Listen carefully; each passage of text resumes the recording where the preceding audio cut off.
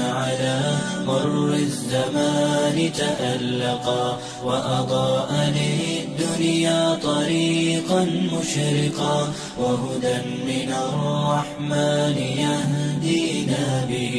للصالحات وللمكارم والتقى فاسألوا أهل الذكر إن كنتم لا تعلمون. ورحمة الله وبركاته. الحمد لله رب العالمين والعاقبة للمتقين والصلاة والسلام على أشرف الأنبياء والمرسلين وعلى آله وصحبه أجمعين. اما بعد، محترم ناظرین، احکام و مسائل پروگرام میں ہوں آپ کا میزبان حافظ ثناء اللہ۔ محترم ناظرین، دین اسلام ایک مکمل ضابط حیات ہے اور شریعت محمدی میں تمام مسائل کا حل موجود ہے، اور انہی مسائل کو عام فہم انداز میں آپ ناظرین تک پہنچانے کے لیے ہم نے یہ ایک سلسلہ وار پروگرام شروع کیا ہوا ہے احکام و مسائل کے عنوان سے۔ تو آپ ناظرین کے پوچھے گئے سوالات اور ان کے جوابات انشاءاللہ ہمارے حافظ جنید اقبال صاحب قرآن اور حدیث کے روشنی میں ان کے جوابات دیں گے۔ تو حسب روایت اپنے پروگرام کو آگے بڑھاتے ہیں۔ تو سب سے پہلے تو میں اپنے اسٹوڈیو میں موجود مہمان کی طرف آتا ہوں۔ تو حافظ صاحب، سب سے پہلے تو میں آپ کو اپنے پروگرام میں خوش آمدید کہتا ہوں۔ ہمارے ایک بھائی انڈیا سے، اس نے ہمیں اپنا پیغام بھیجا ہے، اور اس پیغام نے اس نے لکھا ہے اپنے اس سوال میں، کہتے ہیں کہ ہم اپنے گھروں میں غیر مسلم ملازم مرد یا عورت کو رکھ سکتے ہیں کہ نہیں، اس کے بارے میں ہمیں بتا دیں۔ بسم اللہ الرحمن الرحیم، الحمدللہ رب العالمین والصلاة والسلام علی اشرف الانبیاء والمرسلین وعلی آلہ وصحبہ اجمعین۔ اشہد ان لا الہ الا اللہ وحدہ لا شریک لہ واشہد ان محمدا عبدہ ورسولہ صلی اللہ علیہ وسلم۔ دیکھیں، یہ جو سوال کیا گیا ہے کہ غیر مسلم ملازم یا ملازمہ گھر میں رکھا جا سکتا ہے کہ نہیں، تو اس میں شریعت اس چیز کی اجازت دیتی ہے کہ ہم غیر مسلم کو گھر میں ملازم رکھ سکتے ہیں کام کاج کے لیے، یا ان کے جو بھی گھر کا کام کاج ہوتا ہے اس میں وہ ہمارا ہاتھ بٹا سکتے ہیں۔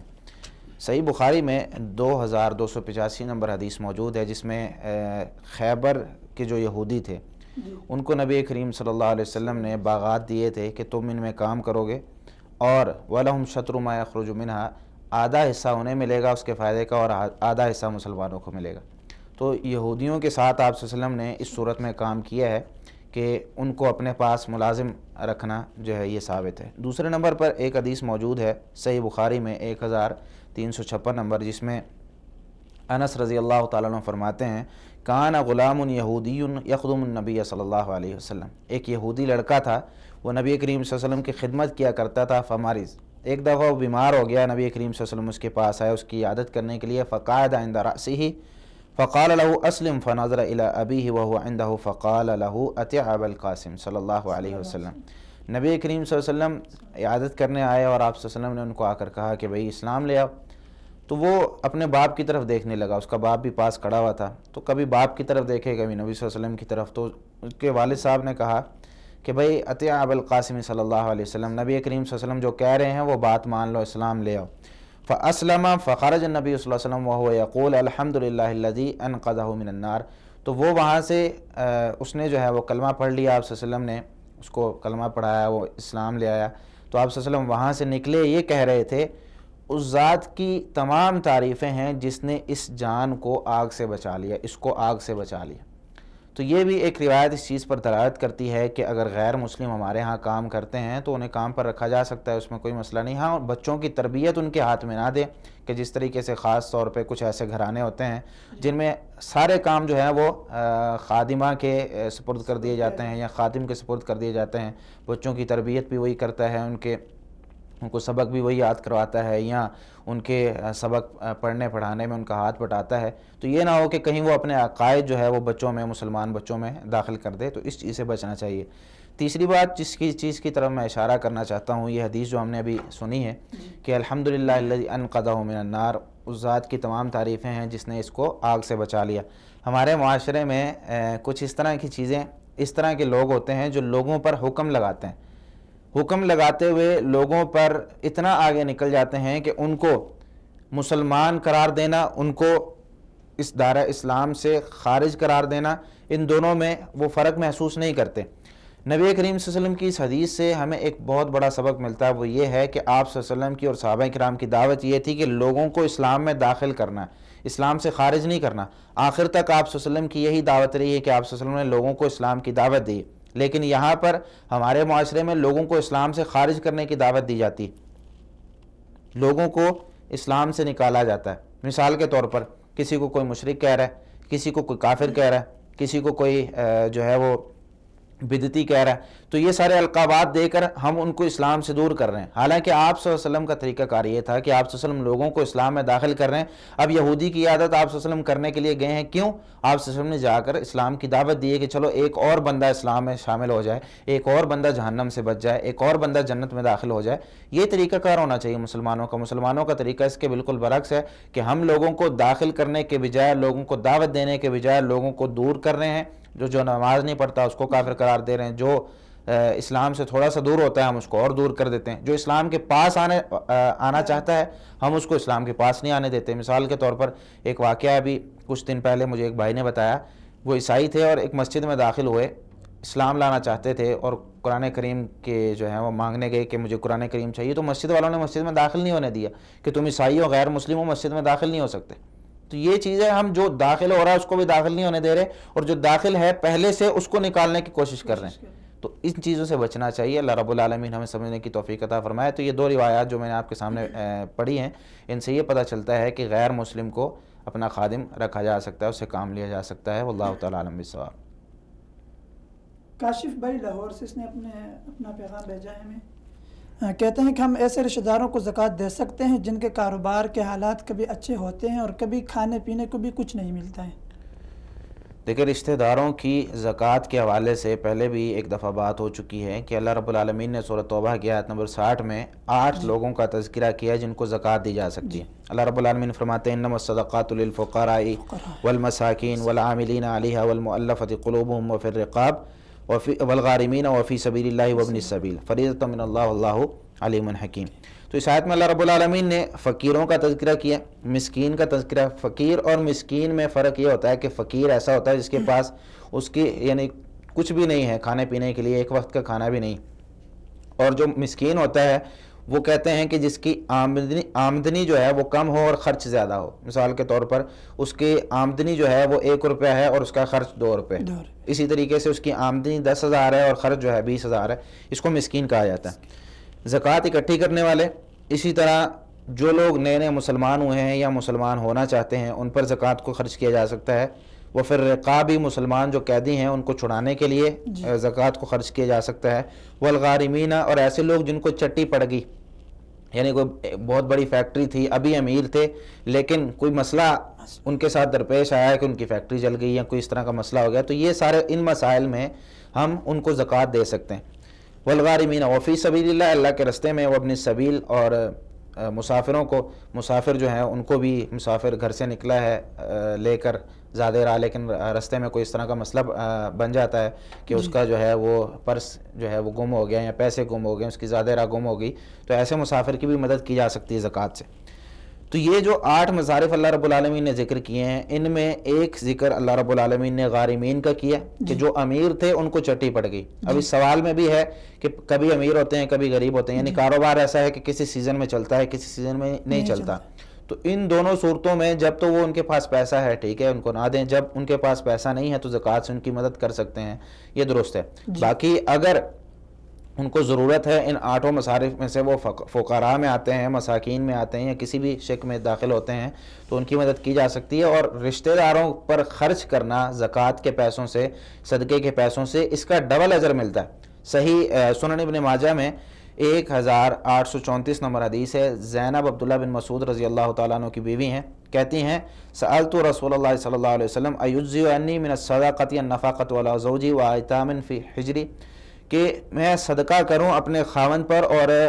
میں کچھ پرورش کر رہی ہوں کچھ یتیم بچوں کی، تو ان یتیموں پر خرچ کروں جن کی میں پرورش کر رہی ہوں، اور اپنے خاوند پر خرچ کروں، تو کیا اس کا ثواب ملے گا؟ کیا یہ خرچ کرنا اس طریقے سے جائز ہے کہ میں صدقہ اور زکوٰۃ جو ہے وہ اپنے خاوند پر خرچ کروں؟ تو آپ صلی اللہ علیہ وسلم نے فرمایا لہا اجران، ان پر خرچ کرنے کے لیے تجھے ڈبل اجر ملے گا، ایک اجر الصدقہ و اجر القرابہ، ایک تجھے صدقے کا اجر ملے گا اور دوسرا رشتہ داری کا، قرابت کا، قریبی رشتہ دار ہونے کی وجہ سے تجھے اجر ملے گا۔ اس میں قاعدہ یہ یاد رکھیں کہ کچھ ایسے رشتہ دار ہوتے ہیں کہ جن کی کفالت ہمارے ذمہ ہوتی ہیں۔ مثال کے طور پر اگر باپ ہے تو بچوں کی کفالت اس کے ذمہ ہے، بیوی کی کفالت اس کے ذمہ ہے، ماں باپ کی کفالت اس کے ذمہ ہے، اس کے جو ماں باپ ہیں، تو ان کو وہ زکوٰۃ نہیں ادا کر سکتا، ان کی وہ کفالت کرے، ان کو اگر ضرورت ہے تو اپنے پیسوں میں سے ان کی جو ہے وہ مدد کرے۔ ہاں اس کے بھائی بہن ہیں، شادی شدہ ہیں، ٹھیک ہے، یا اس کے کوئی اور رشتہ دار ہیں، چاچا ہے یا ماموں ہیں، یا اس طریقے سے جو اس کے دور کے رشتہ دار ہیں جن کی کفالت ان کے ذمہ نہیں ہے، خرچ اٹھانا اس کے ذمہ نہیں ہے، تو اس طرح کے لوگوں کو زکوٰۃ دی جاتی ہے۔ جن کے ذمہ کفالت ہے، جن کی ہمارے ذمہ کفالت ہے، ان کو ہم زکوٰۃ نہیں دے سکتے، جن کی کفالت ہمارے ذمہ نہیں ہے ان کو ہم زکوٰۃ دے سکتے ہیں۔ واللہ تعالیٰ عالم بالصواب۔ فضل الرحمان بھائی مردان سے جی کہتے ہیں کہ شادی پر مردوں کو مہندی لگائی جاتی ہے، لیکن میں نے ایک جگہ پڑھا تھا کہ مرد مہندی نہیں لگا سکتے۔ جی دیکھیں، مہندی لگانے کے حوالے سے مختلف روایات موجود ہیں۔ جی ایک تو نبی کریم صلی اللہ علیہ وسلم کی حدیث سنن ابو داود میں 4166 نمبر ہے، جس میں نبی کریم صلی اللہ علیہ وسلم ایک دفعہ ایک جگہ پر موجود تھے،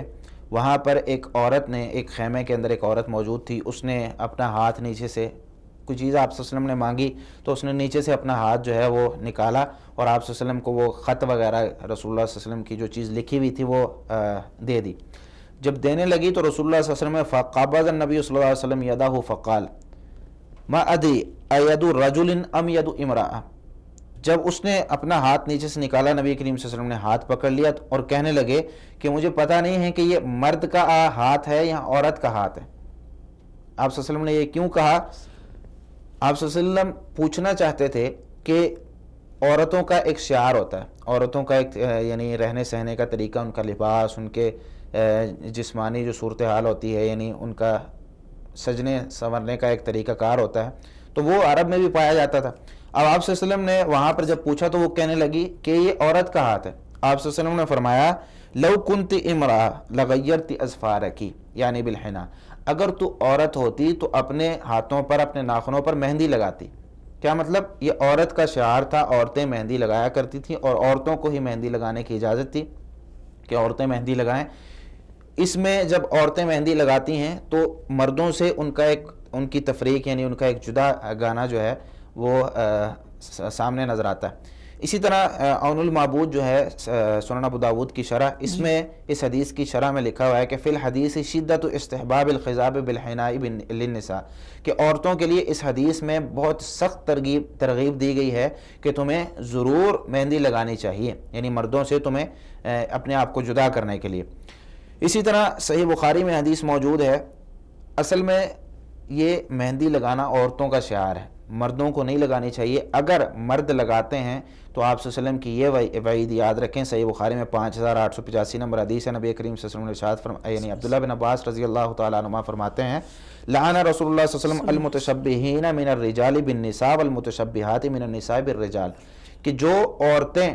مردوں کے ساتھ مشابہ یعنی اپنے آپ کو تشبیہ دیتی ہیں لباس میں، رہنے سہنے میں، اٹھنے بیٹھنے میں، اپنے بالوں میں، مثال کے طور پر مردوں کی طرح بال کاٹے ہوئے ہیں، تو یہ ساری چیزیں جو عورتیں مردوں کی طرح بننے کی کوشش کرتی ہیں ان پر اللہ کی لعنت یعنی رسول اللہ صلی اللہ علیہ وسلم نے لعنت فرمائی ہے۔ اور اسی طرح جو مرد عورتوں کی طرح بننے کی کوشش کرتے ہیں یا عورت بننے کی کوشش کرتے ہیں ان پر بھی نبی کریم صلی اللہ علیہ وسلم نے لعنت فرمائی۔ تو یہاں پر ہمارے معاشرے میں ایک اور چیز کی طرف اشارہ کر دوں کہ آج کل تو لوگ اپنی جنس تبدیل کروا رہے ہیں، مرد عورتیں بن رہے ہیں اور عورتیں جو ہیں مرد بن رہے ہیں، وہ اس وعید میں شامل ہوتے ہیں۔ باقی رہا کہ سروں پر مہندی لگانا یا علاج کے لیے مہندی لگانا، اس کی علماء اجازت دیتے ہیں، جس طرح کہ ایک حدیث میں آتا ہے کہ کوئی بیماری یا کوئی درد پاؤں وغیرہ میں یا جسم میں کہیں ہوتا تو آپ صلی اللہ علیہ وسلم وہاں مہندی لگاتے، ٹھیک ہے۔ صحیح الجامع میں روایت موجود ہے کہ پاؤں کے نیچے مہندی لگانا جو ہے یہ بھی ثابت ہے. اور اسی طریقے سے سر پر مہندی لگانے کی دلیل جو ہے سنن ترمذی میں امام احمد شاکر رحمہ اللہ کی تحقیق کے ساتھ 1753 نمبر حدیث سے صحیح ہے، جس میں ابو ذر رضی اللہ تعالیٰ عنہ فرماتے ہیں، آپ سے فرمایا ان احسن ما غیر به الشیب الحنہ، کہ سب سے بہترین چیز جس کے ساتھ بالوں کی سفیدی کو تبدیل کیا جاتا ہے وہ مہندی ہے. اور اسی طرح قطم ایک بوٹی ہوتی تھی، یعنی مہندی کی طرح ایک پودے ہوتے ہیں جن کو کہا جاتا ہے، یعنی مہندی ہی اس کو سمجھ لیا جائے، تو مہندی سے جو ہے وہ علاج کروایا جاتا تھا. اور مہندی سر کے بالوں کے اور داڑھی کے بالوں کا رنگ تبدیل کرنے کے لیے اسلام نے اس پر کافی زور دیا ہے، لیکن فرض نہیں ہے. اگر بال سفید رکھے جائیں تو وہ بھی ثابت ہے اور اس کا بھی اجر ہے، لیکن اگر ان کو تبدیل کر لیا جائے تو یہ زیادہ اجر والی بات لگتی ہے، کیونکہ آپ صلی اللہ علیہ وسلم نے کافی ساری حدیثوں میں اس بات کی طرف اشارہ کیا ہے کہ یہودی جو ہے اپنے وہ بالوں کو نہیں رکھتے، تم ان کی مخالفت کرو، اپنے بالوں کو رنگا کرو. وَاجْتَنِبُوا السَّوَادَ، اور کالے رنگ سے بچا کرو، یعنی کالا رنگ سر کے بالوں کے لیے، داڑھی کے بالوں کے لیے نہیں استعمال کرنا چاہیے. اس کے علاوہ مختلف جو ہیں وہ کلر ہم استعمال کر سکتے ہیں. تو خلاصہ یہ ہے کہ مرد کے لیے اپنے ہاتھوں پر مہندی لگانا جائز نہیں ہے، چاہے وہ شادی کے لیے ہو چاہے وہ غیر شادی کے لیے ہو. ہاں علاج کے لیے لگا سکتے ہیں کسی جگہ پر، اگر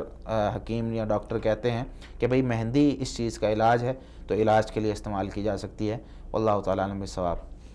محمد اعظم جہلم سے اس نے اپنا سوال بھیجا ہے، کہتے ہیں کہ کیا کسی بچے کو اڈاپٹ کیا جا سکتا ہے؟ دیکھیں بچے کو اڈاپٹ کرنے کے بارے میں کوئی بھی بچہ، کوئی بھی شخص اپنی نسبت اپنے والد کے علاوہ، اپنے خاندان کے علاوہ کسی اور کی طرف کرے تو یہ بہت بڑا گناہ ہے. جس طرح کہ صحیح بخاری میں 4326 نمبر حدیث ہے، نبی کریم صلی اللہ علیہ وسلم نے ارشاد فرمایا من ادعا الی غیر ابیہ وهو یعلم فالجنۃ علیہ حرام، جس نے اپنا دعویٰ کیا کہ یہ میرا باپ ہے، اپنے باپ کے علاوہ کسی اور کو اپنا باپ قرار دیا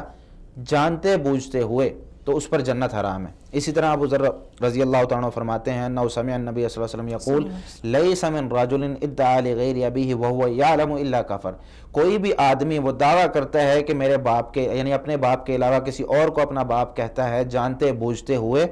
تو وہ شخص کفر کرتا ہے. اسی طرح ومن ادعا قوما لیس له فیہم، اور جس نے کسی ایسی قوم کے ہونے کا دعویٰ کیا، مثال کے طور پر آج کل لوگ قومیں بھی تبدیل کرتے ہیں، مثال لوگ کہتے ہیں بھئی میں سید ہوں، کوئی کہتا ہے میں فلاں ہوں، یعنی اچھے قبیلے کے ساتھ کوئی تعلق بنانے کے لیے کوئی اپنے آپ کو جو ہے وہ کسی قبیلے کی طرف منسوب کر رہا ہوتا ہے کہ اس کا ہمارے معاشرے میں جو ہے ایک نام ہے، ایک رتبہ ہے، تو اس قبیلے کی طرف اپنے آپ کو منسوب کر دیتا ہے. تو اس کے بارے میں رسول اللہ صلی اللہ علیہ وسلم نے ارشاد فرمایا فَلْيَتَبَوَّأْ مَقْعَدَهُ مِنَ النَّارِ، تو اپنا ٹھکانہ جہنم بنا لے. یہ بہت سخت وعید ہے. اسی طرح اللہ رب العالمین سورۃ الاحزاب کے آیت نمبر 5 میں ارشاد فرماتے ہیں ادعوہم لآبائہم واقسط عند اللہ فإن لم تعلموا آباءہم فإخوانکم فی الدین. زید بن حارثہ رضی اللہ تعالیٰ عنہ یہ نبی کریم صلی اللہ علیہ وسلم کے آزاد کردہ غلام تھے. جی. تو صحابہ کرام کہتے ہیں ما کننا ندعوہ الا زید بن محمد، ہم ان کو زید بن محمد کہہ کر پکارا کرتے تھے، کہ جس طرح نبی کریم صلی اللہ علیہ وسلم نے ان کو منہ بولا بیٹا بنایا ہوا تھا کہ ان کو اپنا بیٹا کہتے تھے، تو ہم بھی انہیں زید بن محمد کہا کرتے تھے. لیکن اللہ رب العالمین نے یہ آیت نازل کر دی ادعوہم لآبائہم واقسطوا عند اللہ، ان کے اپنے والد کی طرف ان کو منسوب کرو. یہ اللہ کے ہاں زیادہ انصاف والی بات ہے. اگر والد کا پتہ نہ ہو تو اللہ رب العالمین نے آگے دوسری چیز بھی، یعنی دوسری شک اور دوسری صورت بھی بیان کر دی فَإِن لَمْ تَعْلَمُوا آبَاءَهُمْ فَإِخْوَانُكُمْ فِي الدِّينِ وَمَوَالِيكُمْ، اگر تمہیں ان کے باپ اور ان کے خاندان کے بارے میں نہیں پتا تو اپنا بھائی بنا لو دین میں، دینی بھائی بنا لو، یا اپنا جو ہے غلام بنا لو. غلام بنانے والا جو ہے غلام یعنی آزاد کردہ غلام جس طریقے سے ہوتا ہے تو اس کے وہ احکامات ہوتے ہیں. تو یہاں پر غلاموں کا کوئی چکر نہیں ہے، تو اپنا دینی بھائی ان کو بنا لے. تو یہ ایک صورت بنتی. ہاں اگر ہمارے معاشرے میں اس طرح کے کئی لوگ ہوتے ہیں جن کو اولاد نہیں ہوتی، تو وہ اپنے بھائی سے یا اپنے رشتہ داروں سے بچہ لے لیتے ہیں، تو اس بچے کی نسبت کبھی بھی اس کے غیر والد کی طرف نہ کریں. یعنی اس کے والد کو چھوڑ کر آپ اپنی طرف نسبت کرنا شروع کر دیں کہ یہ میرا ہی بیٹا ہے.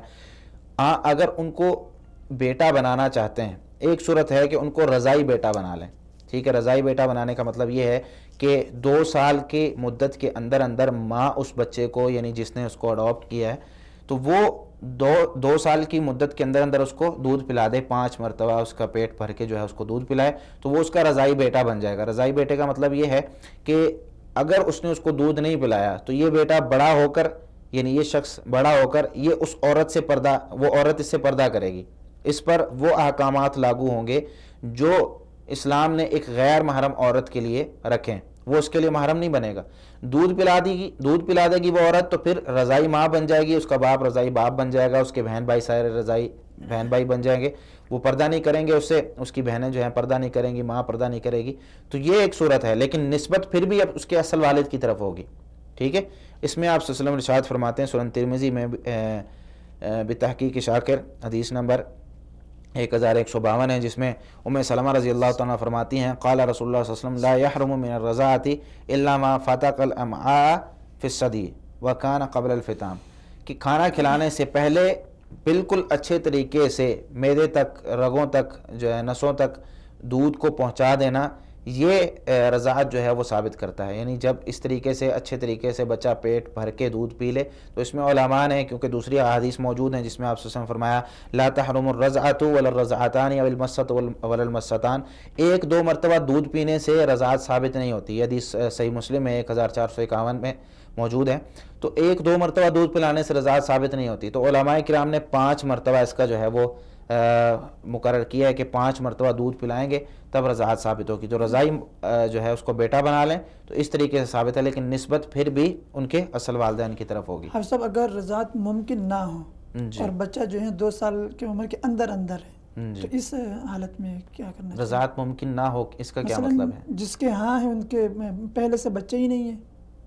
تو اس میں یہی صورت ہو سکتی ہے کہ وہ کسی اور سے دودھ پلوا لیں، ٹھیک ہے، تو وہ اس کے رضائی، یعنی اس کے ساتھ پھر اس کا کوئی تعلق نہیں ہوگا، اس کے ساتھ اس کا کوئی تعلق نہیں ہوگا، اس کے ساتھ اس کا تعلق رضائی یعنی بیٹا بنانے کے لیے اسی کا دودھ اگر پلائیں گے تو اس کا رضائی بیٹا بنے گا، وگرنہ اس کا رضائی بیٹا کسی اور صورت سے نہیں بن سکتا۔ اللہ تعالیٰ عالم۔ محمد اسحاق کوئٹہ سے جی کہتے ہیں کہ کفر کلمات بتا دیں جن کے کہنے سے مسلمان کافر ہو جاتا ہے۔ دیکھیں، کفریہ کلمات جن کے کہنے سے بندہ کافر ہو جاتا ہے، کفریہ کلمات کی مختلف قسمیں ہوتی ہیں۔ کئی ایسے ہوتے ہیں کہ جن کے کہنے سے بندہ کافر ہو جاتا ہے، اور کئی ایسے ہوتے ہیں جو دائرہ اسلام سے خروج کے قریب کر دیتے ہیں، خارج نہیں کرتے، اس کے قریب کر دیتے ہیں کہ کہیں بندہ کوئی ایسا اس کے آس پاس لفظ بولے تو کہیں اسلام سے خارج ہی نہ ہو جائے، کہیں کافر ہی نہ ہو جائے۔ اس میں سب سے پہلی چیز جو ہے کہ بندہ یعنی بہت بڑا جو گناہ یا بڑا جو ہے اس میں جس طریقے سے ہم اس کو دیکھ سکتے ہیں وہ یہ ہے کہ بندہ سیدھا ڈائریکٹ اللہ رب العالمین کو گالی دے دے، نعوذ باللہ، یا نبی کریم صلی اللہ علیہ وسلم کو گالی دے دے، یا دین کو گالی دے دے۔ یہ ایک بہت بڑا ایک سبب ہے کہ بندہ یہ کہہ دے کہ اللہ رب العالمین جو ہے وہ ایسا ہے، نبی صلی اللہ علیہ وسلم ایسے ہیں، گستاخی کرے، ٹھیک ہے، اور اسی طرح دین کے بارے میں غلط الفاظ استعمال کرے کہ یہ دین ایسا ہے، حالانکہ مسلمان ہے، دین کے بارے میں غلط الفاظ استعمال کرتا ہے، اس کی حقانیت پہ اس کو یقین نہیں ہے، تو ایسا بندہ پھر دائرہ اسلام سے خارج ہو جاتا ہے۔ لیکن اگر اس کو پتہ نہیں ہے تو پھر اس کو سمجھانا چاہیے، ٹھیک ہے، یہ نہ ہو کہ اس کو پتہ نہیں ہے آپ اس بیچارے کو جو ہے وہ دائرہ اسلام سے خارج کر دیں اور اس کو قتل کر دیں۔ یہ بالکل غلط ہے ہمارے معاشرے میں۔ اس طرح کئی دفعہ ہوتا ہے کہ ایک شخص غلطی سے اس کے منہ سے نکل جاتا ہے حالانکہ وہ توبہ کر رہا ہوتا ہے، اور ایک شخص اس کو پتہ نہیں ہوتا کہ یہ لفظ یہاں پر بولنا تھا کہ نہیں، لیکن لوگ اس کو قتل کرنے کے درپے ہوتے ہیں کہ اس کو قتل کرنا ہے لازمی، اس نے یہ لفظ کہا تو کہا کیوں؟ خود چاہے نماز نہ پڑھتا ہو، خود چاہے روزہ نہ رکھتا ہو، خود چاہے اسلام کا اس کو کچھ پتہ نہ ہو، یہاں پہ یہ لفظ کیوں آیا؟ تو یہاں پر لوگوں کے درمیان تفریق کرنی چاہیے۔ کسی شخص کو پتہ ہوتا ہے، کوئی جاہل ہوتا ہے، تو ان لوگوں کے درمیان بھی تفریق کرنی چاہیے۔ دوسرا، غیر اللہ کی قسم اٹھانا، یہ بھی کفریہ کلمات میں سے، یعنی یہ کفر تک لے جاتا ہے، جس طرح کہ سنن ابن ماجہ میں 2096 نمبر حدیث ہے۔ سیدنا ابو ہریرہ رضی اللہ تعالیٰ عنہ فرماتے ہیں رسول اللہ صلی اللہ علیہ وسلم نے فرمایا من حلف فقال فی یمینہ باللات والعزی فلیقل لا الہ الا اللہ، کہ جو اپنی قسم میں لات اور عزیٰ کی یعنی غیر اللہ کی قسم اٹھاتا ہے، اور غیر اللہ کی قسم اٹھانے میں بھی ایسی چیزوں کی قسم اٹھاتا ہے جن کی اللہ کے علاوہ عبادت کی جاتی ہے، تو ان میں پھر وہ فوراً لا الہ الا اللہ پڑھے، یعنی اپنے آپ کو مسلمان بنانے کے لیے وہ لا الہ الا اللہ پڑھے۔ یہ نہ ہو کہ کہیں وہ اس چیز سے خارج ہو جائے، کیونکہ سنن ترمذی میں بتحقیق شاکر 1535 نمبر روایت موجود ہے، جس میں عبداللہ بن عمر رضی اللہ تعالیٰ عنہ کہتے ہیں، بلکہ عبداللہ بن عمر رضی اللہ تعالیٰ عنہ نے ایک آدمی کو سنا، وہ یہ کہہ رہا تھا لا والکعبہ، یعنی کعبہ کی قسم اٹھا رہا تھا، تو اس میں انہوں نے کہا لا یحلف بغیر اللہ فإنی سمعت رسول اللہ صلی اللہ علیہ وسلم یقول من حلف بغیر اللہ فقد کفر و اشرک۔ وہ کعبہ کی قسم اٹھا رہا تھا، اللہ کے گھر کی قسم اٹھا رہا تھا، لیکن نبی کریم عبداللہ بن عمر رضی اللہ عنہ نے فرمایا کہ بھائی غیر اللہ کی قسم، چاہے وہ کوئی بھی چیز ہو، چاہے وہ کعبہ ہو، چاہے بیت اللہ ہو، چاہے وہ مسجد نبوی ہو، چاہے کوئی بھی مسجد ہو، چاہے کسی کے سر کی قسم اٹھائی جائے، چاہے آپ صلی اللہ علیہ وسلم کی قسم اٹھائی جائے، اللہ کے علاوہ کسی کی بھی قسم اٹھائیں گے تو انہوں نے فرمایا فقد کفر او اشرک، تو اس بندے نے کفر کیا یا شرک کیا۔ تو یہ کفریہ کلمات میں سے کہ ہم غیر اللہ کی قسم اٹھائیں، اور ہمارے معاشرے میں عام ہے کہ بھئی تیرے سر کی قسم، ٹھیک ہے، تجھے تیری ماں کی قسم، یہ ہم قسمیں عام طور پر اٹھاتے ہیں، تو یہ بالکل درست نہیں۔ تیسرے نمبر پر اس میں کئی لوگ زمانے کو اور وقت کو برا بھلا کہتے ہیں، یہ بھی کفریہ کلمات میں سے ہیں۔ مثال کے طور پر اس کی دلیل صحیح بخاری میں 4826 نمبر حدیث ہے، جس میں سیدنا ابو ہریرہ رضی اللہ تعالیٰ عنہ ارشاد فرماتے ہیں رسول اللہ صلی اللہ علیہ وسلم فرمایا یؤذینی ابن آدم یسب الدہر وانا الدہر بید الامر اقلب اللیل والنہار، مجھے ابن آدم یعنی انسان تکلیف دیتا ہے کیا کہہ کے، وہ زمانے کو برا بھلا کہتا ہے، حالانکہ میں ہی زمانہ ہوں، میں دن اور رات کو یعنی اس کو لاتا بھی ہوں، اس کو واپس بھی لے کے جاتا ہوں، دن کو لے آتا ہوں، کبھی رات کو لے آتا ہوں، تو میرے ہاتھ میں زمانہ، اس کی وقت کی بھاگ دوڑ میرے ہاتھ میں ہے، سورج نے آنا ہے، چاند نے جانا ہے، یہ ساری چیزیں۔ اب کوئی ان چیزوں کو برا بھلا کہے تو وہ اللہ تعالیٰ کی جو خلق یعنی پیدا کرنا ہے، اللہ تعالیٰ نے یہ چیزیں بنائی ہیں، اللہ تعالیٰ نے جو یہ چیزیں بنا کر اللہ تعالیٰ کی قدرت پر وہ اعتراض کرتا ہے کہ اللہ رب العالمین نے یہ چیزیں صحیح نہیں بنائی، تو یہ ابن آدم مجھے تکلیف دیتا ہے، اللہ رب العالمین فرماتے ہیں۔ تو اس طریقے سے نہیں کہنا چاہیے کہ بھئی آج کل یہ بہت زیادہ مشہور ہے، لوگ کہتے ہیں زمانہ ہی خراب ہے، ٹھیک ہے، زمانہ ہی خراب ہے، اس طریقے سے بھی کہتے ہیں، اور اس طریقے سے کہ بھئی برا وقت چل رہا ہے۔ وقت برا نہیں ہوتا، بندہ خود جو ہے وہ کوئی غلط کام کرے تو حالات اس کے برے ہو سکتے ہیں، اس کی اپنی حالت بری ہو سکتی ہے، لیکن وقت یعنی مجموعی طور پر ہر چیز بری ہو جائے یہ کہنا جو ہے وہ درست نہیں۔ اسی طرح یہ جو بات ہے جو بھی میں کرنے لگا ہوں، یہ ہمارے معاشرے میں بہت عام ہے، اور ہر بندہ جو ہے یہ الفاظ استعمال کرتا ہے۔ جب کسی سے پوچھا جائے کہ اللہ کہاں ہے تو کہتے ہیں اللہ ہر جگہ موجود ہے، یا اللہ ہر وجود میں موجود ہے۔ یہ صوفیہ کا عقیدہ ہے، مسلمانوں کا عقیدہ نہیں۔ مسلمانوں کا عقیدہ ہے کہ اللہ آسمان پر ہے، اللہ عرش پر ہے۔ لوگ یہ کہتے ہیں اللہ ہر جگہ موجود ہے۔ اللہ ہر جگہ موجود نہیں ہے، اللہ تعالیٰ کی قدرت ہر جگہ موجود ہے، اللہ تعالیٰ ہر جگہ کو سنتا ہے، ہر جگہ کو دیکھتا ہے، ہر جگہ پر اللہ تعالیٰ جو ہے آ جا سکتا ہے، لیکن اللہ تعالیٰ ہر جگہ موجود نہیں ہے، اللہ تعالیٰ آسمان میں ہے، ٹھیک ہے، ساتوں آسمانوں کے اوپر۔ اس کی دلیل کیا ہے؟ معاویہ بن حکم السلمی رضی اللہ تعالیٰ عنہ فرماتے ہیں کہ میری ایک لونڈی تھی جو بکریاں احد اور اس کے آس پاس کے علاقے میں بکریاں چرایا کرتی تھی۔ ایک دن میری ایک بکری کو بھیڑیا کھا گیا، وہ لونڈی میری آئی تو میں غصے میں، اب انسان ہوں، غصہ آ گیا، میں نے اس کو تھپڑ مار دیا۔ اب مجھے بہت برا لگ رہا تھا کہ میں نے اس لونڈی کو جو ہے، وہ صحابہ کرام تھے، دیکھیں ایک تھپڑ بھی اپنے لونڈی کو مار کر وہ پریشان تھے کہ مجھے بہت اس میں جو ہے وہ تنگی محسوس ہو رہی تھی۔ میں نے نبی کریم صلی اللہ علیہ وسلم سے پوچھا افلا اعتقها، میں اس کو آزاد نہ کر دوں؟ آپ صلی اللہ علیہ وسلم نے فرمایا اس کو میرے پاس لے کے آؤ، ایسے نہیں آزاد کرنا۔ اس کو آپ صلی اللہ علیہ وسلم کے پاس لایا گیا، آپ صلی اللہ علیہ وسلم نے پوچھا این اللہ، اللہ کہاں ہے؟ قالت فی السماء، اس نے کہا آسمان میں۔ آپ صلی اللہ علیہ وسلم نے پوچھا من انا، میں کون ہوں؟ اس نے کہا انت رسول اللہ، آپ اللہ کے رسول ہیں۔ پھر آپ صلی اللہ علیہ وسلم نے پوچھا، آپ صلی اللہ علیہ وسلم نے فرمایا اعتقها فانها مؤمنہ، اس کو آزاد کر دے، یہ مومن ہے۔ تو یہ مومنوں کا عقیدہ ہوتا ہے کہ اللہ آسمان میں، ٹھیک ہے، یہ عقیدہ نہیں ہوتا اللہ ہر جگہ موجود ہے۔ یہ صوفیہ کا عقیدہ، وہ کہتے ہیں ہر چیز میں، نعوذ باللہ، ہر جانور میں بھی اللہ تعالیٰ موجود ہے۔ ان کی اگر آپ کتب پڑھیں تو ہر جانور میں ہر جگہ اللہ موجود ہے۔ یہ کفریہ کلمات ہیں، اللہ ہر جگہ موجود نہیں ہے، اللہ آسمان میں۔ پانچویں جو بات ہے اس میں وہ یہ ہے کہ لوگ اکثر کہتے ہیں کہ اگر فلاں نہ ہوتا تو یہ کام اس طرح ہو جاتا، اگر تم نہ ہوتے، ٹھیک ہے، تو یہ کام اس طرح نہ ہوتا۔ لولا اللہ، اگر لولا اللہ و فلان، اگر اللہ نہ ہوتا اور فلاں شخص نہ ہوتا، یا دونوں کو ملا دیا جائے کہ اللہ اور فلاں شخص دونوں اکٹھے نہ ہوتے۔ اس میں سنن ابی داود کی 4980 نمبر روایت ہے، جس میں حذیفہ رضی اللہ تعالیٰ عنہ نبی کریم صلی اللہ علیہ وسلم سے روایت کرتے ہیں، آپ صلی اللہ علیہ وسلم نے فرمایا لا تقولوا ما شاء اللہ وشاء فلان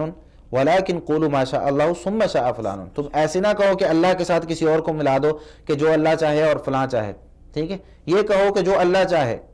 جو صرف اللہ چاہے، پھر اس کے بعد کہہ دو کہ بھئی اب جو تمہاری مرضی ہے وہ کرو، یا جو تمہاری مرضی ہے، یا تم نے جو چاہا اس طریقے سے کیا۔ تو یہ اللہ رب العالمین کے ساتھ کسی ذات کو ملانا نہیں چاہیے۔ اللہ رب العالمین کی ذات ہر ذات سے بلند ہے، اللہ رب العالمین کو کسی کی ضرورت نہیں ہے، تو اللہ کے ساتھ کسی کا مقابلہ نہیں کرنا چاہیے۔ یہ کفریہ کلمات میں ہوتا ہے کہ بندہ کہتا ہے یار آپ نہ ہوتے تو صحیح بات ہے میں جو ہے نا آج تو مر گیا تھا، آپ کی وجہ سے مر گیا. یا وہ کئی لوگ کہتے ہیں کہ بھائی وہ فلاں شخص نہ ہوتا تو آج تو یہ گیا تھا، اس نے آ کر اس کو بچایا. بھائی سب سے پہلے اللہ کا نام لیں. اگر اللہ نہ ہوتا تو میرے ساتھ آج جو ہے حادثہ ہو جاتا،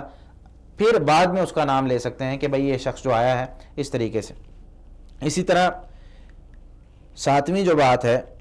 یا 6ٹھی بات کہ دین کے ساتھ استہزاء یا مذاق کرنا، یہ بھی کفریہ کلمات اور کفریہ کاموں میں شمار ہوتا ہے. مثال کے طور پر اللہ رب العالمین سورۃ توبہ کی آیت 65-66 میں ارشاد فرماتے ہیں وَلَئِن سَأَلْتَهُمْ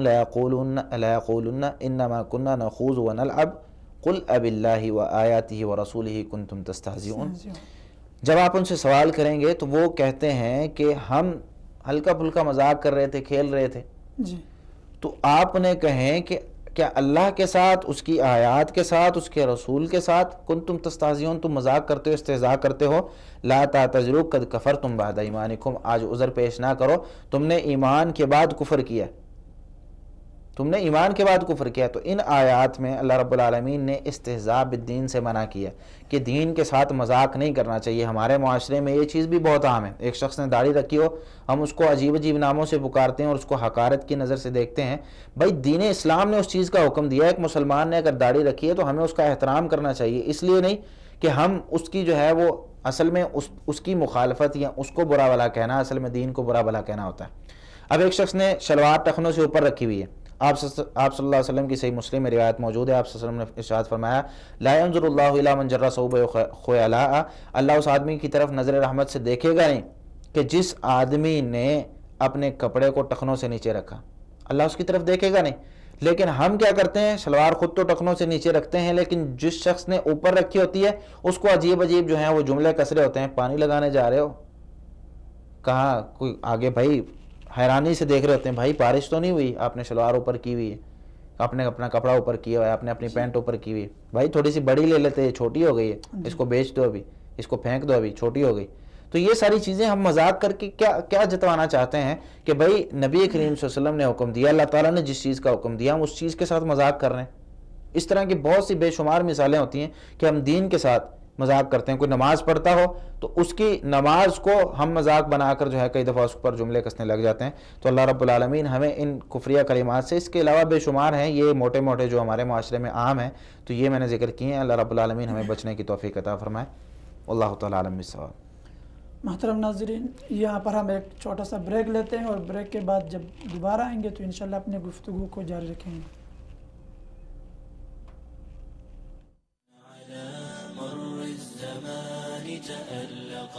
وأضاء للدنيا طريقا مشرقا وهدى من الرحمن يهدينا به للصالحات وللمكارم والتقى. هذا كتاب الله أعذب منهل أنعم به من مورد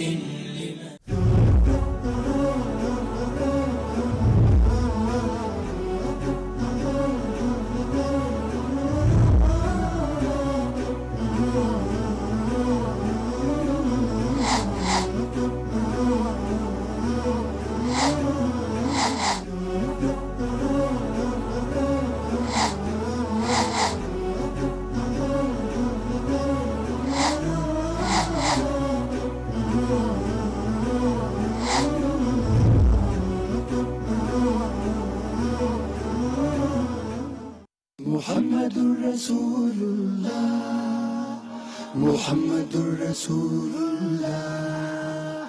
محمد رسول الله محمد رسول الله. پیارے نبی پیارے بہت میرے لیے تیرے لیے، احسان ہے ان کے بہت میرے لیے تیرے لیے. قدموں کی رفعت کیا کہوں، ساتوں فلک جن کے تلے، ان میں چبھے کانٹے بہت میرے لیے تیرے لیے. محمد رسول اللہ محمد رسول اللہ محمد رسول اللہ محمد رسول اللہ دریا سا ایک بہتا رہا بیم و رجا کے درمیان راتوں کو وہ روئے بہت میرے لیے تیرے لیے ہوتے رہے کرتے رہے ایک مختصر سے وقت میں طاغوت سے غزوے بہت میرے لیے تیرے لیے محمد رسول اللہ محمد رسول اللہ محمد رسول اللہ محمد رسول اللہ جو تیرے لیے نہ رو تو کس کے لیے رو جو تجھ سے نہ مانگوں تو کس سے میں مانگوں سونا میں چاہوں کیوں سو نہ پاؤں آج تیرے سجدے سوالی بن کے پڑا کیا دھوپ تھی کیا پیاس تھی ان رزم گاہوں میں کبھی اب جا بجا سائے بہت میرے لیے تیرے لیے اپنا تعارف کچھ نہیں اس میں محمد کے سوا اس نام کے چرچے بہت میرے لیے تیرے لیے محمد رسول اللہ محمد رسول اللہ محمد رسول اللہ محمد رسول اللہ پیارے نبی پیارے بہت میرے لیے تیرے لیے احسان ہے ان کے بہت میرے لیے تیرے لیے قدموں کی رفعت کیا کہوں ساتوں فلک جن کے تلے ان میں چبھے کانٹے بہت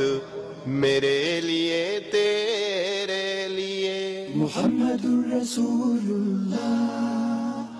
محمد رسول اللہ محمد رسول اللہ محمد رسول اللہ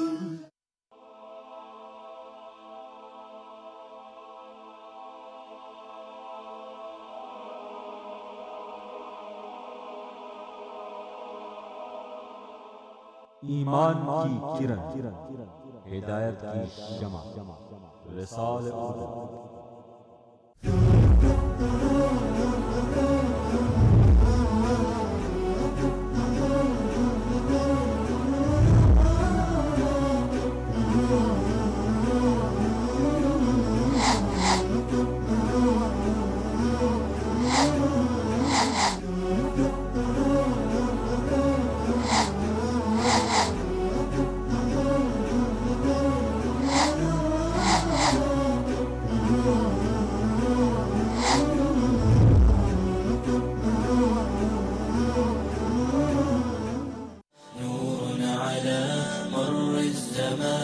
تألقا وأضاء للدنيا طريقا مشرقا وهدى من الرحمن يهدينا به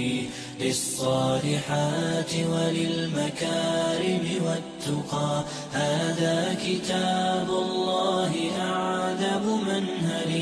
أنعم به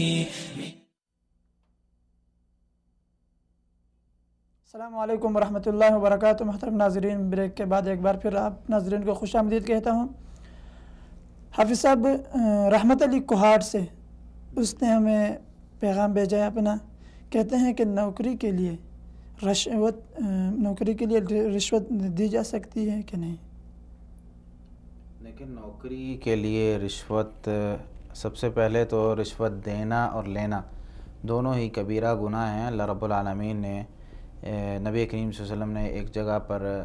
اللہ رب العالمین کا ذکر کیا اور ایک جگہ پر صحابہ کرام نے یعنی رسول اللہ صلی اللہ علیہ وسلم کا ذکر کیا کہ حدیث میں آتا ہے، سنن ابو داود میں 3580 نمبر روایت عبداللہ بن عمر رضی اللہ تعالیٰ عنہ فرماتے ہیں، لعن رسول اللہ صلی اللہ علیہ وسلم الراشی والمرتشی، رسول اللہ صلی اللہ علیہ وسلم نے رشوت دینے والے اور لینے والے دونوں پر لعنت کی۔ اس طرح صحیح ابن حبان محققاً میں 5077 نمبر روایت ہے، جس میں عبداللہ بن عمر رضی اللہ عنہ فرماتے ہیں سمعت رسول اللہ صلی اللہ علیہ وسلم یقول، میں نے رسول اللہ صلی اللہ علیہ وسلم کو فرماتے ہوئے سنا، فرما رہے تھے لعن اللہ الراشی والمرتشی، اللہ نے رشوت دینے والے اور رشوت لینے والے دونوں پر لعنت کی۔ تو رشوت دینا اور رشوت لینا یہ دونوں ہی کبیرہ گناہ ہیں، جو شخص دیتا ہے وہ بھی اس میں برابر کا شریک ہے اور لینے والا بھی برابر کا شریک ہے۔ لیکن کئی دفعہ اس طرح ہوتا ہے کہ رشوت جو ہے وہ اپنا حق لینے کے لیے دی جاتی، یا اس طریقے سے ہوتا ہے کہ کوئی شخص ظلم کر رہا ہوتا ہے، اس ظلم کو ختم کرنے کے لیے رشوت دی جاتی۔ تو یہ دو صورتیں ہیں کہ ان صورتوں میں علماء کرام نے رشوت دینا صرف اس حد تک جائز قرار دیا ہے کہ جس میں کسی اور کا حق نہیں آپ لے رہے، اپنا حق لے رہے ہیں، کسی اور کا نہیں، اپنا حق لے رہے ہیں، یا کوئی شخص ظلم کر رہا ہے اور اس کے ظلم سے آپ نہیں بچ سکتے اس وقت تک کہ جب تک آپ رشوت نہ دے دیں۔ مثال کے طور پر صحیح ترغیب و ترہیب میں مسند احمد ابو یعلا اور ابن حبان کے حوالے سے روایت موجود ہے، جس میں عمر بن خطاب رضی اللہ عنہ فرماتے ہیں کہ وہ نبی کریم صلی اللہ علیہ وسلم کے پاس آئے اور آپ صلی اللہ علیہ وسلم نے کسی آدمی کو کچھ دینار دیے تھے، تو عمر رضی اللہ عنہ کہنے لگے کہ ایک آدمی ابھی گزر رہا تھا، اس نے کہا کہ آپ صلی اللہ علیہ وسلم نے اس کو دو دینار دیے ہیں، تو آپ صلی اللہ علیہ وسلم نے فرمایا لیکن فلانا قد آتیتہما بین العشرۃ الی المئہ فما شکر، کہ اس آدمی کو میں نے 10 سے لے کر 100 دینار تک دیے تھے، یعنی اس کے درمیان میں ان کو جو ہے کئی دفعہ ان کو دیے ہیں اتنے پیسے، لیکن یہ کوئی شکر اس کا نہیں کرتا، کسی کو نہیں بتاتا۔ تو اس میں پھر آپ صلی اللہ علیہ وسلم نے آگے ایک جملہ ذکر کیا ان احدکم لیخرج من عندی بحاجتہ متعبتہ وما ہی الا النار، کہ تم میں سے کوئی آدمی میرے پاس آ کر سوال کرتا ہے، میں اسے دے دیتا ہوں اور وہ اپنے بغل میں پیسے تھما کے یا جو بھی سامان ہوتا ہے وہ لے کر چلا جاتا ہے، وما ہی الا النار، یہ آگ کے سوا اور کچھ نہیں ہوتا۔ تو اس میں پھر عمر رضی اللہ عنہ نے پوچھا کہ بھئی وہ جب آگ لے کر جا رہا ہے، اپنے جو آپ سے مال لے کر جا رہا ہے وہ حرام لے کر جا رہا ہے، آپ اس کو کیوں دے رہے ہیں؟ آپ صلی اللہ علیہ وسلم نے وہاں پر ارشاد فرمایا کہ یأبون الا ان یسألونی ویأبی اللہ لی البخل، وہ مجھ سے سوال کرنا رکتے نہیں ہیں، یعنی مجھ سے سوال کرنے سے رکتے نہیں، سوال کرتے رہتے ہیں، اور اللہ رب العالمین نے مجھے بخیل نہیں بنایا، اللہ رب العالمین مجھ سے جو ہے بخل کو دور کرنا چاہتے ہیں، یعنی یہ نہ ہو کہ لوگ مجھے بخیل کہنا شروع کر دیں، تو میں اس ڈر سے کہ لوگ مجھے بخیل نہ کہیں میں ان کو جو ہے مال دے دیتا ہوں۔ یہ روایت ہے، اس کو علماء نے بیان کیا ہے، مختلف الفاظ کے ساتھ آتی، تو اس روایت کو بیان کر کے علماء یہ قاعدہ بیان کرتے ہیں کہ کئی دفعہ پیسے دیے جاتے ہیں جو ہمارے لیے دینا جائز ہوتا ہے لیکن اس کے لیے حرام ہوتا ہے۔ اب آپ صلی اللہ علیہ وسلم نے دیے ہیں، ان کے لیے حرام ہے، لیکن یہاں پر یہ بات یاد رکھنی چاہیے کہ دو چیزیں ہیں، کہ ایک کہ ہم صرف اپنا حق لینے کے لیے وہ پیسے دیں، کسی اور کا حق نہیں لینے کے لیے۔ اب مثال کے طور پر نوکری ہے، نوکری ہم نے حاصل کرنی ہے کسی جگہ پر، تو وہاں پر دونوں جب تک ہم پیسے نہیں دیں گے، ہمارے سارے ٹیسٹ پاس ہیں ہر جگہ پر، ہم صرف ایک سبب ہے وہ یہ ہے کہ جب تک پیسے نہیں دیں گے، یا کہیں داخلہ لینا ہے، جب تک پیسے نہیں دیں گے آپ کا داخلہ نہیں ہوگا، ٹھیک ہے؟ تو یہ آپ اپنا حق لینے کے لیے، کسی اور کا حق نہیں ہے۔ ایک تو ہے کہ آپ اہل ہی نہیں ہیں، مثال کے طور پر آج کل ہمارے معاشرے میں زیادہ تر یہی صورتحال چلتی ہے، میں اہل نہیں ہوتا لیکن میں پیسے والا ہوتا ہوں، پیسے والا ہونے کے بعد جو ہے مجھے وہ نوکری مل جاتی۔ آپ اہل ہیں، آپ کے اندر وہ کوالٹی موجود ہے جو ان کو چاہیے، تو وہ آپ پھر اس کے بعد آپ کو آپ کا حق نہیں مل رہا، آپ وہاں پر رشوت دے سکتے ہیں۔ یہ رشوت آپ کے لیے جائز ہوگی لیکن اس کے لیے جو لے رہا ہے اس کے لیے حرام ہے اور اس کے لیے کبیرہ گناہ ہے۔ دوسری شرط یہ ہے کہ کوئی ایسا اور طریقہ وہاں پر نہ ہو کہ آپ اپنا حق رشوت دیے بغیر نہیں لے سکتے، یا ظلم کوئی آپ پر کر رہا ہے اور آپ وہ رشوت دیے بغیر، پیسے دیے بغیر اس کو ختم نہیں کروا سکتے، کوئی اور راستہ نہ ہو۔ پھر آخری صورت ہے یہ، اس کو پہلے نہیں اپنانا، یہ آخری صورت ہے۔ تیسری بات اس میں بلکہ یہی مفہوم جو ہے علماء کرام نے اپنی کتابوں میں ذکر کیا ہے، شیخ الاسلام ابن تیمیہ رحمہ اللہ نے اپنے فتاویٰ کبریٰ میں جلد 4 صفحہ 174 پہ یہ بات نقل کی ہے کہ جب کوئی شخص کسی کو ہدیہ دے، کیوں کہ کسی کا ظلم اپنے اوپر روکے یا اپنا واجب جو حق تھا اس کو حاصل کر لے، تو کانت ھذہ الہدیۃ حراما علی الآخذ،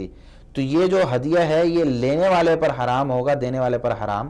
نہیں ہوگا۔ واللہ تعالی عالم۔ تو ثابت یہ ہوتا ہے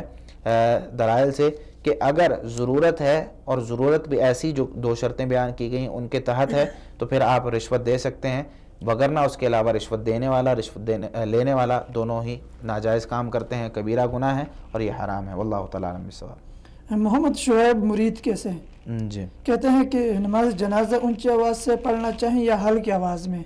درست بات بتا دیں۔ لیکن نماز جنازہ نبی کریم صلی اللہ علیہ وسلم سے دونوں طریقے سے ثابت ہے، جہری بھی اور سری بھی، یعنی اونچی آواز سے بھی اور آہستہ آواز سے بھی۔ اونچی آواز اور آہستہ آواز اس میں ہمارے معاشرے میں یوں کیا جاتا ہے کہ کئی لوگوں کو دعائیں یاد نہیں ہوتی،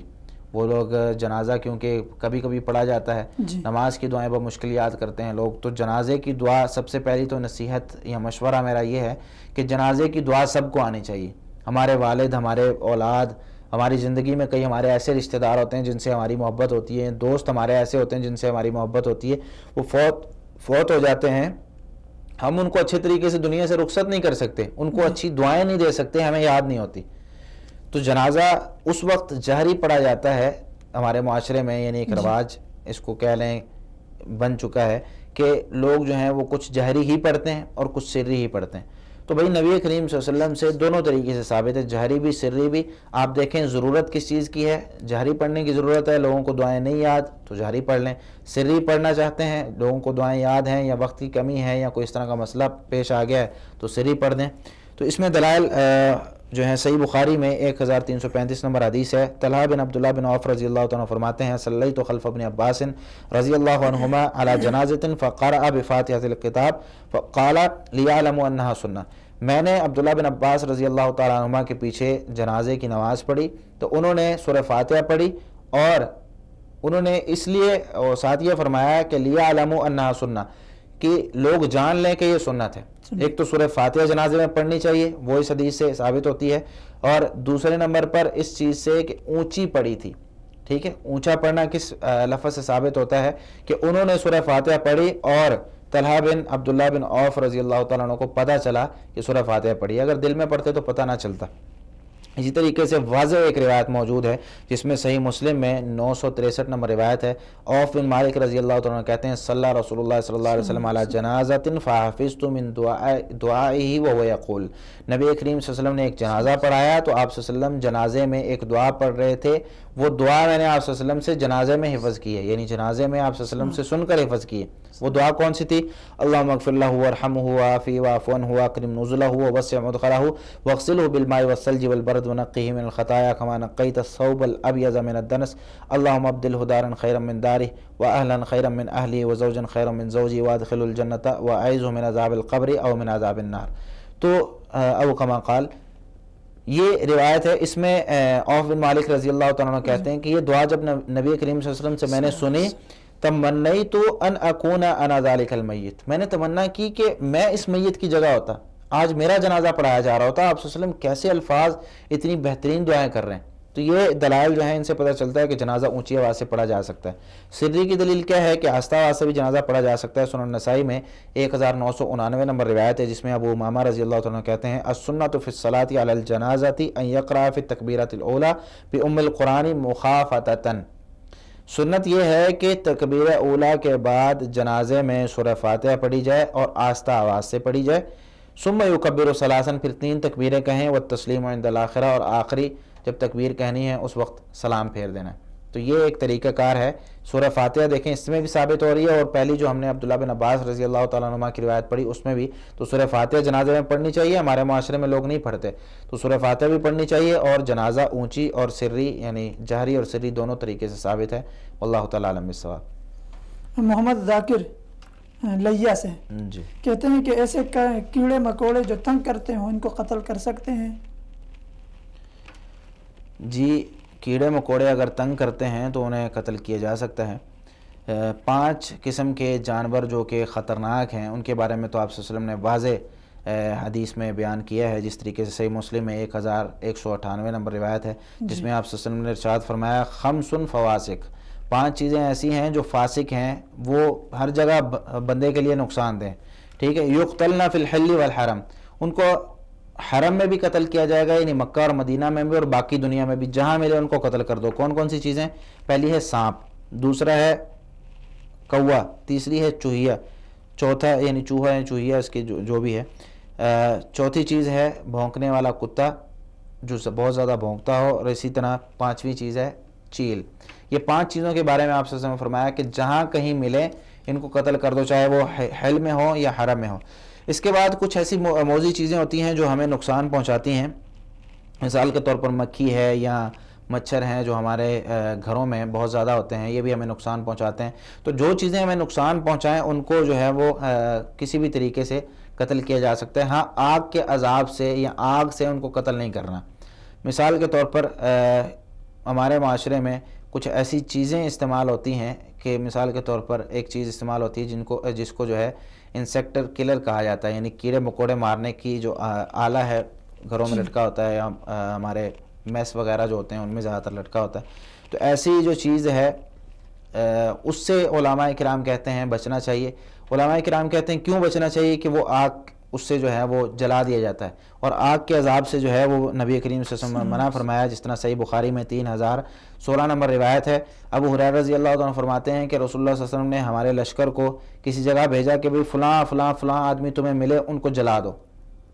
تو ہم جب نکلنے لگے تو نبی کریم صلی اللہ علیہ وسلم نے ہمیں دوبارہ روکا اور کہنے لگے کہ انی امرتکم ان تحرقوا فلانا فلانا وان النار لا يعذب بها الا اللہ، لا يعذب بها الا اللہ۔ آگ جو ہے میں تمہیں فلاں فلاں کو جلانے کا حکم دیا تھا، اب نہیں جلانا، آگ کا عذاب صرف اللہ رب العالمین دے سکتے ہیں، اللہ کے علاوہ کوئی اور آگ کا عذاب نہ دے۔ فَإِن وَجَدْتُمُوهُمَا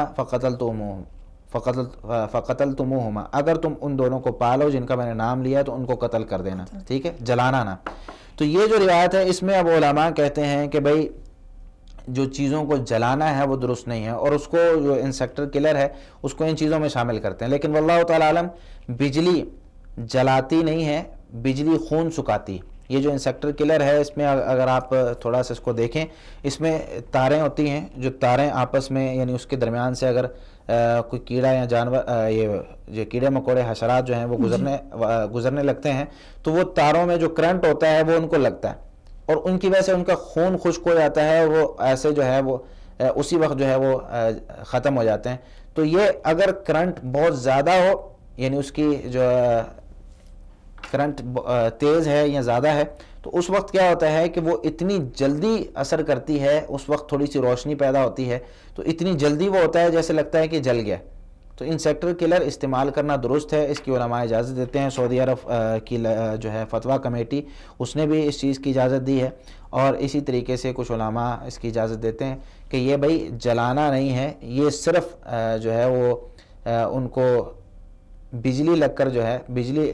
اس کا مطلب یہ ہے کہ جب بجلی لگتی ہے تو خون خشک ہو جاتا ہے، تو خون جب خشک ہو جائے تو اس کو جلانے سے مشابہ قرار دینا یہ درست نہیں ہے۔ تو یہ انسیکٹر کلر استعمال کیا جا سکتا ہے مکھیوں کے لیے اور کیڑے مکوڑوں کے لیے، واللہ تعالیٰ عالم الصواب۔ محمد رضوان سکر سے جی کہتے ہیں کہ نماز جنازہ کی دعائیں بتا دیں۔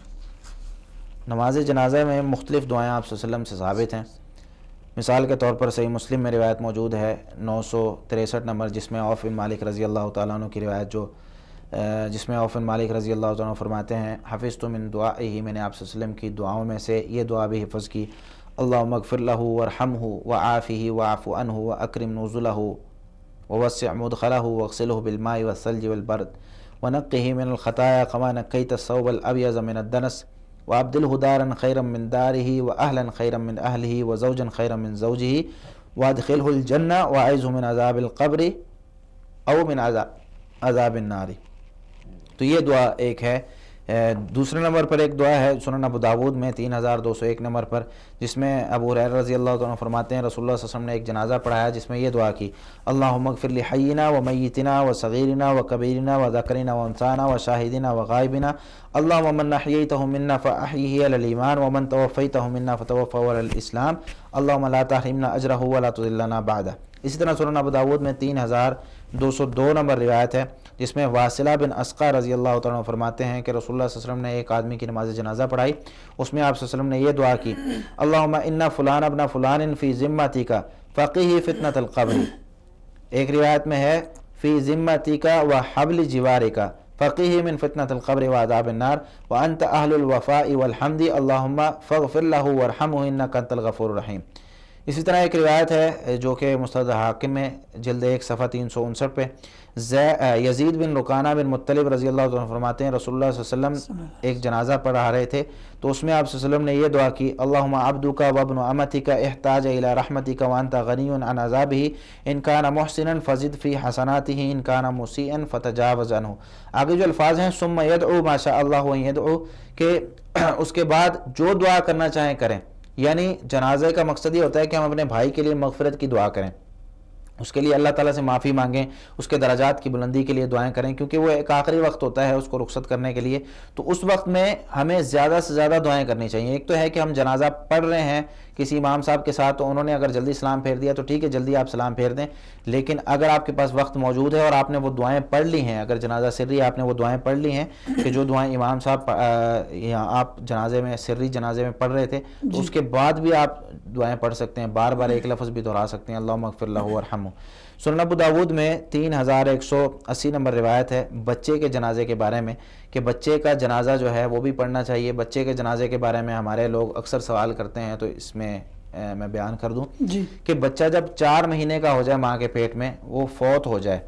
ٹھیک ہے, یا پیدا ہوتے ہی فوت ہو جائے, تو اس کا جنازہ پڑھنا چاہیے. کیونکہ 4 مہینے کا جو بچہ ہوتا ہے اس کی رزق جو ہے وہ لکھ دیا جاتا ہے, اس کی عمر کی مدت اس میں روح پھونک دی جاتی ہے 4 مہینے کا جو بچہ ہوتا ہے. تو اس کے بعد جو ہے آپ صلی اللہ علیہ وسلم نے ارشاد فرمایا سنن ابو داود میں 3180 نمبر پر وَالسِّقْتُ يُصَلَّى عَلَيْهِ وَيُدْعَى لِوَالِدَيْهِ بِالْمَغْفِرَةِ وَالرَّحْمَةِ. جو ایسا بچہ ہوتا ہے جو پیدا ہوتے ہی فوت ہو جائے, یا ماں کے پیٹ میں فوت ہو گیا, یا بہت جلدی فوت ہو گیا, چھوٹے ہوتے ہی بالغ نہیں ہوا تھا, تو ایسے بچے کے لیے کیا ہے, اس کی نماز جنازہ پڑھنی ہے اور اس کے والدین کے لیے مغفرت کی اور رحمت کی دعا کرنی, کیونکہ اس بچے نے کوئی گناہ کیا نہیں. اب اس کے والدین کے لیے مغفرت اور رحمت کی دعا کرنی. تو نبی کریم صلی اللہ علیہ وسلم سے بچے کے لیے کوئی دعا ثابت نہیں ہے میرے علم کے مطابق. بچہ جب فوت ہو جائے تو آپ صلی اللہ علیہ وسلم نے اس پر کوئی دعا پڑھی ہو, میرے علم میں ایسی کوئی دعا نہیں. صحابہ کرام سے دعائیں کچھ منقول ہیں, جس طرح کہ سعید بن مسیب رحمہ اللہ فرماتے ہیں کہ میں نے ابو ہریرہ رضی اللہ تعالیٰ عنہ کے پیچھے نماز پڑھی, وہ بچے کے لیے دعا کر رہے تھے اللہم اعذہ من عذاب القبر, اس کو عذاب قبر سے بچا, حالانکہ اس بچے نے کوئی غلطی نہیں کی تھی. یہ سعید بن مسیب رحمہ اللہ فرماتے ہیں, موطا امام مالک میں جلد 1 صفحہ 288 پر یہ روایت موجود ہے. اسی طریقے سے دوسری دعا ہے اللہم اجعلہ لنا فارۃ وصلافا واجرا, اے اللہ اس کو ہمارے لیے آگے ہماری استقبال کے لیے اس کو تیار کر دے, وصلافا واجرا, اور اس کو ہمارے لیے صدقہ جاریہ بنا, اجر بنا. یہ دعا حسن بصری رحمۃ اللہ علیہ سورہ فاتحہ پڑھتے تھے, سورہ فاتحہ پڑھنے کے بعد یہ دعا پڑھتے تھے. یہ امام بغوی رحمہ اللہ نے شرح السنہ میں جلد 5 صفحہ 357 پر اس کو جو ہے وہ نقل کیا. اسی طرح ایک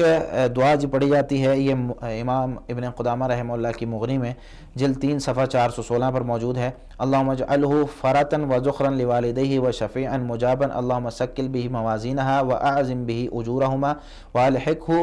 بصالح المؤمنین واجعلہ فی کفالۃ ابراہیم وقہ برحمتک عذاب الجحیم وابدلہ دارا خیرا من دارہ واہلا خیرا من اہلہ اللہم اغفر لاسلافنا وافراتنا ومن سبقنا بالایمان. تو یہ بھی دعا موجود ہے, یہ دعا بھی علماء کرام سے ثابت ہے کہ بچے کے لیے پڑھی جاتی ہیں. اللہ تعالیٰ عالم بالصواب. عبداللہ کراچی سے جی کہتے ہیں کہ اگر کوئی نماز میں سورۃ فاتحہ پڑھنا بھول گیا ہے تو وہ کیا کریں؟ کیا سجدہ سہو کرنے سے کمی پوری ہو جائے گی؟ اور سجدہ سہو کا طریقہ بھی بتا دیں.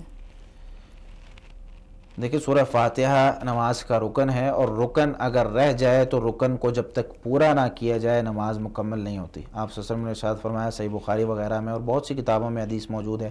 سورہ فاتحہ کی رکنیت کے بارے میں, لا صلاۃ لمن لم یقرأ بفاتحۃ الکتاب, اس شخص کی نماز نہیں ہوتی جو سورہ فاتحہ نہیں پڑھتا. تو سورہ فاتحہ رکن ہے, سورہ فاتحہ کے ساتھ جو ہے وہ نماز پڑھنی ضروری ہے.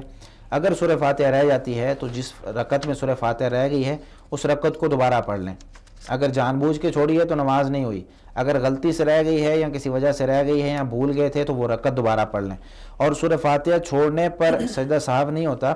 سورہ فاتحہ اگر بھول گئے ہیں تو وہ دوبارہ کر کے رکعت دوبارہ پڑھنی پڑتی ہے. سجدہ سہو ہوتا ہے نماز میں کوئی کمی ہو جائے, نماز میں کوئی زیادتی ہو جائے یا نماز میں شک ہو, ان 3 وجوہات کی بنا پر سجدہ سہو ہوتا ہے. نماز میں زیادتی ہو جائے, کوئی چیز اضافہ ہم نے کر دیا نماز میں, کوئی مثال کے طور پر 4 رکعتوں کے بجائے ہم نے 5 رکعتیں پڑھ لیں, تو اس صورت میں کیا کرنا ہے, ہم نے سجدہ سہو کرنا ہے سلام پھیرنے کے بعد. اگر نماز میں کمی ہے, نماز میں کمی ہو گئی ہے مثال کے طور پر 4 رکعتوں والی نماز تھی، ہم نے 3 رکعتیں پڑھ لیں جی تو ہم نے سجدہ کرنا ہے سلام پھیرنے سے پہلے۔ شک جو ہوتا ہے اس کی 2 صورتیں ہوتی ہیں۔ ایک صورت تو یہ ہوتی ہے کہ بندہ شک میں دونوں یعنی صورتوں میں بین ہو، یعنی شک ہے اس کو 3 کیا یا 4 کیا، دونوں میں سے کوئی ایک جانب اس کے راجے اس کے ذہن میں نہ ہو کہ غالب گمان کون سا ہے، 3 پڑھی ہیں کہ 4 پڑھی ہیں، پتہ نہیں چل رہا۔ دوسری صورت یہ ہوتی ہے کہ اس کو تھوڑا سا یقین ہوتا ہے کہ یار 3 تو لازمی پڑھی ہیں نا، چوتھی میں شک ہے چوتھی پڑھی ہے کہ نہیں، 3 لازمی پڑھی ہیں۔ پہلی صورت میں اس کو شک ہے اور برابر ہے دونوں، 3 ہیں یا 4 ہیں، 3 ہیں یا 4 ہیں، ٹھیک ہے، تو اس میں اس نے جو ہے جس میں اس کا دونوں صورتوں میں سے کوئی ایک صورت راجح ہے تو اس صورت میں یہ بعد السلام یعنی سلام پھیرنے کے بعد جو ہے وہ سجدہ صاحب کرے گا۔ اور اگر دونوں صورتوں میں سے کوئی ایک صورت راجح نہیں قرار پا رہی، ٹھیک ہے، برابر ہے، بالکل شک برابر ہے جو پہلی صورت بیان کی، اس میں یہ سلام سے پہلے سجدہ کرے گا، سلام سے پہلے۔ اس کے دلائل مختلف ہیں، جس طریقے سے صحیح بخاری میں 1226 نمبر روایت ہے، عبداللہ رضی اللہ تعالیٰ فرماتے ہیں کہ نبی کریم صلی اللہ علیہ وسلم نے ظہر کی 5 رکعتیں پڑھا دی۔ اب ظہر کی 5 رکعتیں جب آپ صلی اللہ علیہ وسلم نے پڑھائی تو اس میں آپ صلی اللہ علیہ وسلم سے پوچھا گیا ازیدہ فی الصلاۃ، نماز میں اضافہ ہو گیا؟ تو آپ صلی اللہ علیہ وسلم نے کہا کہ کیا ہوا ہے؟ تو صحابہ کرام نے کہا کہ آپ نے 5 رکعتیں پڑھا دی ہیں۔ تو آپ صلی اللہ علیہ وسلم نے فسجد سجدتین بعد ما سلم، تو آپ صلی اللہ علیہ وسلم نے سلام پھیرنے کے بعد 2 سجدے کیے، نماز میں اضافہ ہو گیا تھا، 5 رکعتیں پڑھا دی، سلام پھیرنے کے بعد سجدے کیے۔ اسی طرح جب نماز میں کمی ہو جائے تو نماز میں کمی کی صورت میں سلام سے پہلے سجدہ کرنا چاہیے۔ اس میں صحیح بخاری میں 829 نمبر روایت ہے، عبداللہ بن بحینہ رضی اللہ تعالیٰ فرماتے ہیں یہ بنی عبد مناف کے حلیف تھے، نبی کریم صلی اللہ علیہ وسلم کے ساتھ تھے، آپ صلی اللہ علیہ وسلم نے ان کو ظہر کی نماز پڑھائی اور آپ صلی اللہ علیہ وسلم پہلی 2 رکعتیں پڑھا کر کھڑے ہو گئے، تشہد میں نہیں بیٹھے، تو اس وقت آپ صلی اللہ علیہ وسلم بیٹھے ہوئے تھے، لوگ انتظار کر رہے تھے کہ آپ صلی اللہ علیہ وسلم سلام پھیریں گے۔ فسجد سجدتین قبل ان یسلم، آپ صلی اللہ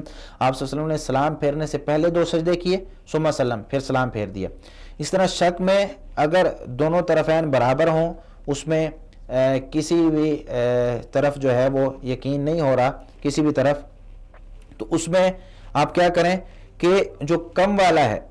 جو کم والی صورت ہے، اس میں آپ مثال کے طور پر 3 پڑھی ہیں 4 پڑھی ہیں رکھتے ہیں، 3 پڑھی ہیں یا 4 پڑھی ہیں، آپ 3 پر یقین والی بنیاد رکھیں اور اس میں آپ سجدہ صاحب کریں سلام کے بعد، ٹھیک ہے۔ اور اگر دونوں میں سے کوئی ایک چیز پتہ نہیں چل رہا، پھر ان دونوں میں سے کسی ایک چیز پر یقین کریں اور سلام کے بعد سجدہ کریں۔ اس کی دلیل جو ہے صحیح مسلم میں 571 نمبر روایت ہے، ابو سعید خدری رضی اللہ عنہ فرماتے ہیں رسول اللہ صلی اللہ علیہ وسلم نے فرمایا اذا شک احدکم فی صلاتہ فلم یدری کم صلی ثلاثا ام اربعا، جب تم میں سے کسی کو اپنی نماز میں شک ہو، اس کو پتہ نہ چل رہا ہو کہ میں نے 3 رکعتیں پڑھی ہیں 4 رکعتیں پڑھی ہیں، فلیطرح الشک ولیبنی علی ما استیقن، شک کو چھوڑ دے، جو جس چیز پر اس کو یقین ہے اس پر بنیاد رکھے، 3 پڑھی ہیں تو 3 پر بنیاد رکھے، 4 پڑھی ہیں تو 4 پر یعنی یقین رکھے، ٹھیک ہے۔ دونوں میں سے کسی ایک چیز پر یقین کر لے اور ثم یسجد سجدتین قبل ان یسلم، پھر سلام پھیرنے سے پہلے سجدہ کرے، ٹھیک ہے۔ دونوں چیزیں دونوں رخ برابر تھے اور برابری میں کسی ایک چیز پر یقین کر کے سلام سے پہلے سجدہ کر لے۔ سلام کے بعد سجدہ کرنا اس وقت جب دونوں وجوہات میں سے کوئی ایک وجہ میں غالب گمان ہے، ٹھیک ہے۔ تو اس کی دلیل صحیح بخاری میں 401 نمبر روایت ہے، جس میں آپ صلی اللہ علیہ وسلم فرمایا کہ وَإِذَا شَكَّ أَحَدُكُمْ فِي صَلَاتِهِ فَلْيَتَحَرَّ الصَّوَابَ، جب تم میں سے کسی کو نماز میں شک ہو تو درست جانب جو ہے اس کو تلاش کرے، فَلْيُتِمَّ عَلَيْهِ، پھر اسی پر بنیاد رکھے، ثُمَّ يُسَلِّمْ ثُمَّ يَسْجُدْ سَجْدَتَيْنِ، پھر سلام پھیرے، سلام پھیرنے کے بعد پھر 2 سجدے کرے، پھر سلام پھیر لے۔ واللہ تعالیٰ عالم بالصواب۔ محمد طیب پبی پشاور سے جی کہتے ہیں کہ قسم کا کفارہ بتا دیں۔ قسم کا کفارہ اللہ رب العالمین نے سورہ مائدہ کی آیت نمبر 99 میں تفصیل کے ساتھ ایک ہی جگہ پر ذکر کر دیا ہے۔ اللہ رب العالمین فرماتے ہیں لا یؤاخذکم اللہ باللغو فی ایمانکم ولکن یؤاخذکم بما عقدتم الایمان فکفارتہ اطعام 10 مساکین من اوسط ما تطعمون اہلیکم او کسوتہم او تحریر رقبہ فمن لم یجد فصیام 3 ایام ذلک کفارۃ ایمانکم اذا حلفتم واحفظوا ایمانکم۔ اس میں اللہ رب العالمین نے سب سے پہلے تو اس چیز کی ترغیب دی ہے، ایک مسئلہ بتایا کہ لا یؤاخذکم اللہ باللغو فی ایمانکم، اللہ تمہاری لغو قسموں کے بارے میں تم سے سوال نہیں کرے گا، تمہیں پکڑے گا نہیں۔ لغو قسم کیا ہوتی ہے؟ ایک بندے کی عادت ہو کہ ہر بات میں قسم اٹھاتا ہے، تو ایسی قسم وہ لغو قسم شمار ہوتی ہے. وَلَٰكِنْ يُؤَاخِذُكُم بِمَا عَقَدتُّمُ الْأَيْمَانَ، لیکن تمہارا مواخذہ ان قسموں پر ہوگا جو تم کسی چیز کی پختگی کے لیے کھاتے ہو، کہ تم نے کہا کہ بھئی یہ کام واقعی ایسے ہے اور تم نے قسم اٹھا لی. اگر اس قسم کو پورا نہیں کر سکے تو قسم کا کفارہ یہ ہے کہ 10 مسکینوں کو جو درمیانے درجے کا ہم خود کھانا کھاتے ہیں وہی ہم 10 مسکینوں کو کھانا کھلائیں، یا ان 10 مسکینوں کو کپڑے پہنائیں، یا ایک غلام آزاد کریں. یہ 3 کام،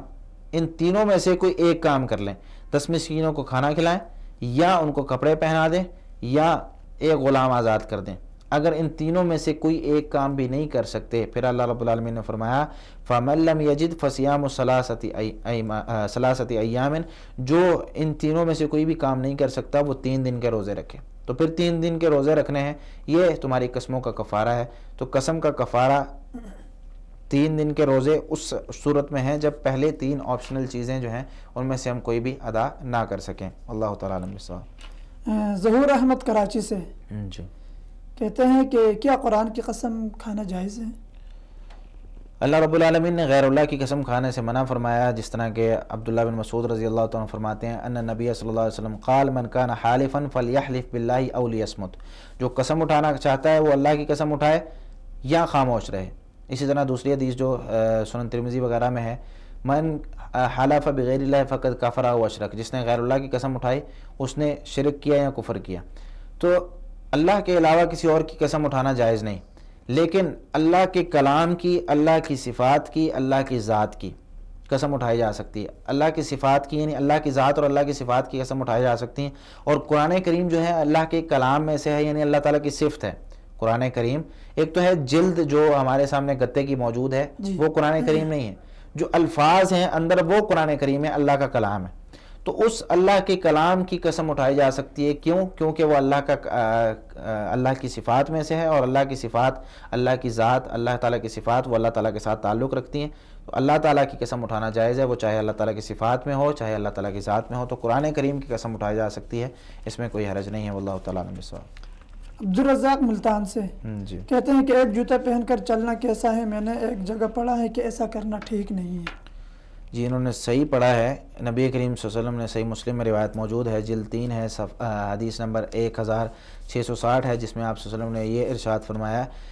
لا یمشی احدکم فی نعل واحدۃ لیلعنہما جمیعا او لیخلعہما جمیعا. تم میں سے کوئی بھی ایک جوتا پہن کر نہ چلے، یا دونوں جوتے پہنے یا دونوں کو اتار دے.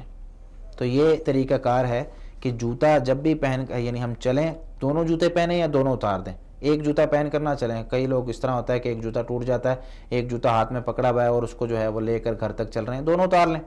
یہ طریقہ کار ہے، اسلامی آداب یہ ہیں. واللہ تعالیٰ عالم بالصواب. عبدالبصیر ریاض سعودی عرب سے کہتے ہیں کہ جب نماز کی تکبیر ہو جائے اس کے بعد مسواک کرنے کا کیا حکم ہے؟ نماز کی تکبیر ہو جائے تو اس کے بعد، تکبیر سے مراد یہاں پر تکبیر 2 چیزوں کو کہا جاتا ہے. ایک اللہ اکبر کہہ کر ہاتھ باندھ لیے جاتے ہیں، اس کو بھی تکبیر کہا جاتا ہے، اور دوسرا تکبیر جو اقامت ہے اس کو بھی کہا جاتا ہے. اگر تو یہ اقامت کے بعد پوچھ رہے ہیں اللہ اکبر یعنی اقامت کے بعد تکبیر کے بعد، تو اس وقت مسواک کی جا سکتی ہے. نماز سے پہلے نبی کریم صلی اللہ علیہ وسلم کی واضح احادیث موجود ہیں. آپ صلی اللہ علیہ وسلم فرمایا لولا ان اشق علی امتی لامرتهم بالسواک عند کل صلاۃ، اگر میں اپنی امت پر مشقت نہ سمجھتا تو انہیں ہر نماز کے وقت نماز کا مسواک کا حکم دے دیتا. صحیح مسلم میں 252 نمبر روایت ہے. تو اس روایت سے بھی پتہ چلتا ہے. اور اس کے علاوہ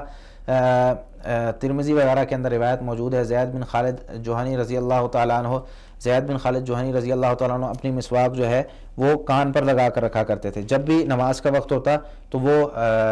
آتے مصلی پر مسواک کرتے اور واپس اسی طرح لگا لیتے جس طرح کہ ایک کاتب اپنی قلم کو جو ہے وہ کان کے اوپر لگاتا ہے. واللہ تعالیٰ عنہ بالصواب. عبد المالک پشاور سے جی کہتے ہیں کہ مردوں اور عورتوں کے کون سے جو ہیں وہ کون سے رنگ ان کے لیے جائز ہیں، کہ مرد کون سا رنگ پہن لے اور عورت؟ لیکن لباس میں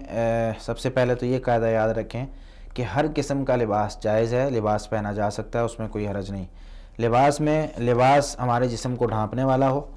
لباس عورتوں کے مشابہ نہ ہو، اگر عورتیں ہیں تو اس میں مردوں کے مشابہ نہ ہو، لباس کفار کے مشابہ نہ ہو، اور لباس شہرت والا نہ ہو، یعنی ایسا لباس نہ ہو جس کو پہن کر ہمارے معاشرے میں اس بندے کو عجیب سی نظروں سے دیکھا جائے، تو ایسے لباس نہیں ہونے چاہیے۔ باقی لباس میں ہر طریقے کا لباس جائز ہے، آپ کڑھائی کروانا چاہتے ہیں وہ بھی جائز ہے، آپ رنگ دار کپڑے پہننا چاہتے ہیں وہ بھی جائز ہے۔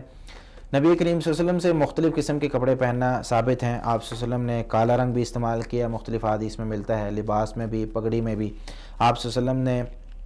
ہرے رنگ کی چادر بھی استعمال کی ہے۔ اسی طرح آپ صلی اللہ علیہ وسلم سے سفید رنگ کی فضیلت بھی آئی ہے کہ سفید رنگ جو ہے اس کے بارے میں آپ صلی اللہ علیہ وسلم نے فرمایا کہ سفید رنگ خود بھی پہنو اور اپنے مردوں کو بھی ان میں جو ہے وہ کفن دو۔ تو سفید رنگ یہ نبی کریم صلی اللہ علیہ وسلم سے جو ہے واضح طور پر احادیث میں ثابت ہے کہ آپ صلی اللہ علیہ وسلم نے فرمایا البسوا من ثيابكم البياض فانها خير ثيابكم وكفنوا فيها موتاكم۔ سنن ابو داؤد وغیرہ کے اندر روایت موجود ہے۔ تو یہ روایت اس سے پتہ چلتا ہے کہ سفید رنگ یہ پہننا افضل ہے، اور اسی طرح مردوں کو بھی سفید رنگ کے کپڑوں میں کفن دینا چاہیے۔ لیکن اگر سفید رنگ کے کپڑے میسر نہ ہوں تو دوسرے کپڑے بھی جو ہے مردوں کو دوسرے رنگ کے کپڑوں میں بھی کفن دیا جا سکتا ہے۔ ہمارے معاشرے میں شاید اس کو ایک نیا مسئلہ سمجھا جائے کہ بھئی مردوں کو سفید رنگ کے علاوہ کسی اور رنگ کے کپڑے میں کفن دینا، تو اگر میسر نہ ہو تو اس میں دوسرا رنگ بھی استعمال کیا جا سکتا ہے۔ پھر آپ صلی اللہ علیہ وسلم سے لال رنگ اور پیلا رنگ یہ دونوں رنگ جو ہیں یہ منع ہے۔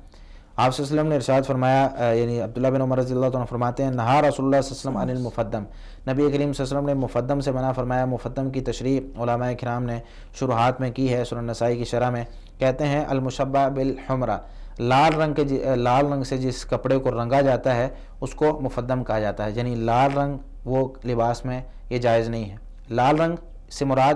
پورا لباس لال رنگ کا نہ ہو، باقی اگر لباس میں آپ ایسے کوئی اور رنگ کا لباس ہے اس میں لال رنگ کے دھاگے موجود ہیں یا ڈیزائن موجود ہے تو وہ جائز ہے، لال رنگ کے ڈیزائن والے کپڑے پہنے جا سکتے ہیں۔ دوسرا زرد رنگ جو ہے، پیلا رنگ جسے کہا جاتا ہے، یہ بھی جو ہے پہننا علماء کرام اس کو جو ہے وہ اس سے منع کرتے ہیں۔ عبداللہ بن عمر رضی اللہ تعالیٰ عنہ نے ایک آدمی کو دیکھا کہ اس نے پیلے رنگ کے کپڑے پہنے ہوئے تھے، جذبہ اس کو کھینچ لیا، وقال اور فرمایا دعوا ھذا للنساء، اس کو عورتوں کے لیے رہنے دو۔ تو پیلے رنگ کا کپڑا عورتوں کے لیے جو ہے وہ جائز ہے، یا لال رنگ کا بھی کپڑا عورتوں کے لیے جائز ہے، مردوں کے لیے جو ہے یہ دو رنگ ناجائز ہیں، پہننے سے منع کیا گیا۔ باقی جس رنگ کا کپڑا آپ مرضی پہننا چاہے پہن سکتے ہیں۔ ہاں کالے رنگ کے بارے میں اکثر جو ہے وہ سوال کیا جاتا ہے کہ کالا رنگ پہننا چاہیے کہ نہیں پہننا چاہیے۔ اس میں یہ بات یاد رکھیں کہ کالا رنگ شریعت میں پہننا منع نہیں ہے، لیکن کچھ لوگوں نے اس کو مصائب کے ساتھ، مشکلات کے ساتھ خاص کر دیا ہے کہ بھئی جب مشکل آئے گی کالا رنگ پہننا ہے، سوگ منانا ہے کالا رنگ پہننا ہے۔ یہ طریقہ کار غلط ہے، یہ بدعت ہے۔ کالا رنگ سوگ میں یا اس میں مشکلات میں نہیں پہنا جاتا، مشکلات میں انا للہ و انا الیہ راجعون پڑھا جاتا ہے، کچھ دعائیں آپ صلی اللہ علیہ وسلم نے سکھائی ہیں وہ پڑھی جاتی ہیں۔ کالے رنگ کا ذکر نہیں ملتا کہ مشکلات میں کچھ کسی کا سوگ منا رہے ہیں یا کوئی مصیبت آ گئی تو کالا رنگ پہن کے بیٹھ جائیں۔ ویسے آپ کالا رنگ سارا سال پہن سکتے ہیں، لیکن کچھ ہمارے معاشرے میں ایک خاص قسم کا طبقہ ہے جو خاص وقت میں کالے لباس کو پہنتا ہے، تو آپ ان اوقات میں کالے لباس سے رکے رہیں تاکہ ان کے ساتھ مشابہت نہ ہو، یہ نہ ہو کہ لوگ آپ کو بھی ان کے ساتھ شمار کر دیں۔ اللہ تعالیٰ عالم بالصواب۔ عبدالحکیم کوئٹہ جی کہتے ہیں کہ ایک شخص نے مسجد کے لیے جگہ وقف کی تھی، اس کے فوت ہو جانے کے بعد اس کے بیٹوں میں سے بعض اس جگہ کو بیچنا چاہتے ہیں، کیا ایسا کرنا ٹھیک ہے؟ لیکن وقف شدہ چیز جو ہے اس کو بیچا نہیں جا سکتا، اس کو خریدا نہیں جا سکتا، اس کو تحفتاً کسی کو دیا نہیں جا سکتا، اس کو ایک جگہ سے دوسری جگہ منتقل نہیں کیا جا سکتا۔ مثال کے طور پر اس کی مثال واضح طور پر صحیح بخاری میں 2764 نمبر اور صحیح مسلم میں 1632 نمبر روایت موجود ہے۔ عمر رضی اللہ تعالیٰ عنہ نبی کریم صلی اللہ علیہ وسلم کے پاس آئے اور آ کر کہنے لگے کہ میرا درخت ہے کھجور کا، میں اس کو صدقہ کرنا چاہتا ہوں۔ تو نبی کریم صلی اللہ علیہ وسلم سے انہوں نے مشورہ کیا میں کیا کروں، تو آپ صلی اللہ علیہ وسلم نے فَأَمَرَهُ أَن يُوقِفَهُ، آپ صلی اللہ علیہ وسلم نے کہا کہ اس کو وقف کر لیں۔ فقال صلی اللہ علیہ وسلم تصدق بِأَصْلِهِ، اس کی اصل کو صدقہ کر دو، لا يُبَاعُ وَلَا يُوهَبُ وَلَا يُورَثُ، نہ اس کو بیچا جائے گا، نہ اس کو تحفتاً دیا جائے گا، نہ اس کو وراثت میں تقسیم کیا جائے گا، وَلَكِنْ يُنْفَقْ ثَمَرُهُ، لیکن اس کا جو پھل آئے گا وہ لوگوں میں خرچ کریں۔ تو یہ جو الفاظ ہیں اسی طرح دارقطنی میں ہے کہ حبیث ای وقف ما دامت السماوات والارض، جب تک زمین و آسمان ہے اس وقت تک یہ باغ جو ہے یہ وقف رہے گا، اس کو کوئی بیچ نہیں سکتا، کوئی خرید نہیں سکتا، کوئی اس کو وراثتاً تقسیم نہیں کر سکتا، کوئی اس کو تحفتاً نہیں دے سکتا۔ تو وقف شدہ چیز کے بارے میں قاعدہ یہ ہے کہ جو چیز وقف کر دی گئی ہے اس کو آپ بیچ نہیں سکتے، اس کو آپ خرید نہیں سکتے، اس کو آپ تحفتاً کسی کو دے نہیں سکتے۔ واللہ تعالیٰ عالم بالصواب۔ محترم ناظرین، یہاں پر ہمارا آج کا پروگرام ختم ہوا چاہتا ہے۔ محترم ناظرین، آپ ہمیں اپنے سوالات بھیج سکتے ہیں، ہمارا فیس بک پیج پہ احکام و مسائل، ہمیں واٹس اپ کر سکتے ہیں اور ہمیں ای میل کر سکتے ہیں۔ ہمارا آج کا پروگرام کیسا لگا ہمیں ضرور اپنا فیڈ بیک دیں، اور ہمارے فیس بک پیج احکام و مسائل کا وزٹ کریں اور اپنی تجاویز سے ہمیں نوازیں۔ آپ بھی پوچھیں اپنے مسائل اور ہم دیں گے ان کے جوابات قرآن و حدیث کی روشنی میں۔ دیکھتے رہیے احکام و مسائل صرف فیصل اردو پر۔ اگلے پروگرام میں انشاءاللہ پھر ملیں گے، تب تک کے لیے ہمیں اجازت دیں۔ اللہ حافظ۔ نور على مر الزمان تألقا وأضاء للدنيا طريقا مشرقا وهدى من الرحمن يهدينا به للصالحات وللمكارم والتقى فاسألوا أهل الذكر إن كنتم لا تعلمون